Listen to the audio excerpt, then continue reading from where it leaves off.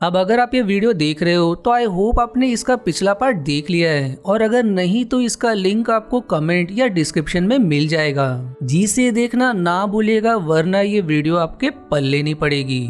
अब इस एपिसोड की शुरुआत में हमें 3000 साल पहले का सीन दिखाया जाता है, जहां पर एक औरत और एक आदमी के बीच में शक्ति को लेकर बहस होती है। फिर वहां के शहर को दिखाया जाता है जो बहुत ही ज्यादा विकसित थी, जिसके बाद अगले सीन में हम मोरिन और रैंड को मृत भूमि में अंदर जाते हुए देखते हैं, जहां उन्हें कई लाश मिलते हैं, जिसे देखकर मोरिन रैंड को उसे छूने से मना करती है। और फिर थोड़ी और दूर जाने के बाद वो सामने मिलकेयर की 7 मीनार को देखते हैं, और अब रैंड उनसे कहता है कि यहाँ पर तो लैन का जन्म हुआ था। जिसके बाद वहाँ पर मोरिन रैंड से आराम करने के लिए कहती है। उधर इग्विन पेरिन को बताती है कि वो रैंड से प्यार करती है और उसके पास जाना चाहती है। तब न्यूइन, पेरिन और इग्विन लॉयल की मदद से मिन के पास आते हैं और उससे रैंड और मोरिन के बारे में पूछते हैं। तब वो कहती कि वो दूसरों के बात को उनकी मर्जी के बिना किसी को नहीं बता सकती। वहीं मृत भूमि में रैंड एक सपना देखता है जिसमें डार्क वन मोरिन को मार देता है, और फिर वहाँ पर डार्क वन आ जाता है जिसका चेहरा और आंख आग की तरह जल रहा होता है। तब रैंड उस पर तीर से हमला करता है, जिसके बाद डार्क वन का चेहरा इंसान जैसा बदल जाता है। फिर रैंड अपने आप को सपने से बाहर लाने के लिए खुद को तलवार से मार लेता है, जिसकी मदद से वो सपने से बाहर आ जाता है। अब उसके बाद मोरिन उससे सपने के बारे में पूछती है। तब रैंड उन्हें कुछ नहीं बताता। फिर मोरिन रैंड को एक सैंग्रियल स्टोन देती है और बताती कि इसे बिखरी दुनिया के समय में बनाया गया था, और इसमें 1000 से ज्यादा पुरुषों का ध्यान शक्ति है। जब वो इसकी मदद से ध्यान लगाएगा तब ये स्टोन उसकी ताकत को 1000 गुना बढ़ा देगा।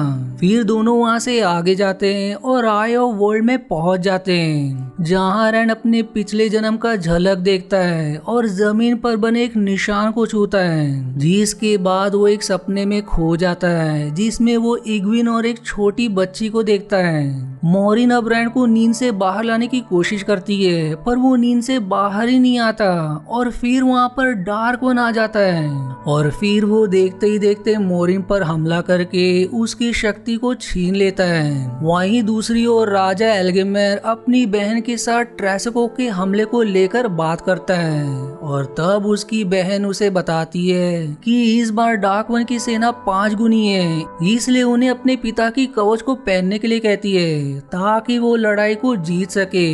लेकिन एल्गेमेर अपनी कवच को पहनता है और अपनी सेना को तैयार करके घाटी में जाने के लिए कहता है। तब उसकी बहन उससे कहती है कि वो ट्रेसको को जीतने नहीं देगी और किले की रक्षा करेगी। फिर राजा वहाँ से ट्रेसको से लड़ने महल से बाहर घाटी पर बने हुए पुल पर चले जाते हैं, जिसके बाद उनकी बहन महल के बाहर कुछ एसिडाई के साथ मिलकर ट्रेसको से लड़ने के लिए जाती है।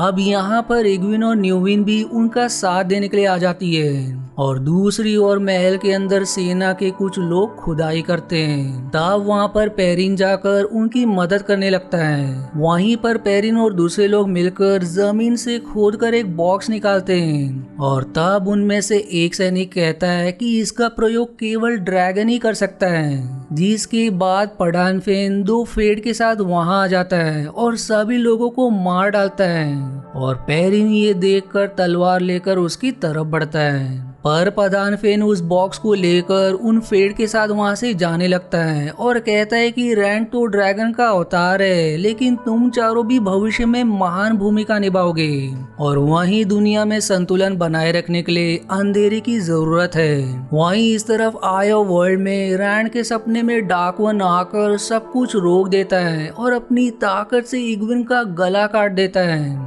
जिसे देख कर रैंड घबरा जाता है, और फिर डार्क वन इग्विन को ठीक कर देता है और रैंड को लालच देकर कहता है कि वो उसे सब कुछ दे सकता है जिसकी उसे चाह है, और यहाँ तक कि इग्विन को भी वो पा सकता है। अगर वो उसके साथ मिल जाए। वहीं घाटी में ट्रेस्को को राजा एल्गेमेर अपने सैनिकों के साथ हमला करके उनको मार रहे थे, पर ट्रेस्को की सेना बहुत बड़ी थी जो घाटी में सबको मार देते हैं और वहीं पर राजा एल्गेमेर भी मारे जाते हैं। अब उधर सपने में रैंड डार्क वन की चाल को समझ जाता है और उसकी बातों में नहीं आता और फिर मोरिन द्वारा दी हुई सैंग्रियल स्टोन की सहायता से डार्क वन को मार डालता है। वहीं दूसरी ओर राजा की बहन पूरी ताकत से सभी की शक्ति से खुद को जोड़कर पूरे ट्रेस्को को जलाकर मार डालती है, पर वो शक्ति इतनी ज्यादा होती है कि वो उसे रोक नहीं पाती और अब वो सब भी उससे जलने लगते हैं। तब न्यूविन किसी तरह अपनी शक्ति से